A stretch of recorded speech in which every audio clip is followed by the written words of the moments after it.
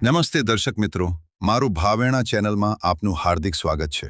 ભાવનગર ખાતે અટલ બિહારી વાજપેયી હોલમાં જિલ્લા વહીવટી તંત્ર દ્વારા આયોજિત રાષ્ટ્રીય વયોશ્રી યોજના અંતર્ગત વયોવૃદ્ધ માટે ઉપયોગી નિઃશુલ્ક સાધન સહાય વિતરણ કાર્યક્રમ ગુજરાત રાજ્યના માનનીય રાજ્યપાલ શ્રી આચાર્ય દેવવ્રતજીની વિશેષ ઉપસ્થિતિ અને કેન્દ્રીય રાજ્ય કક્ષાના મંત્રી શ્રી નીમુબેન બાંભણિયાની ઉપસ્થિતિમાં આયોજન કરવામાં આવ્યું હતું। અહેવાલ હર્ષભાઈ રાવલ, ભાવનગર।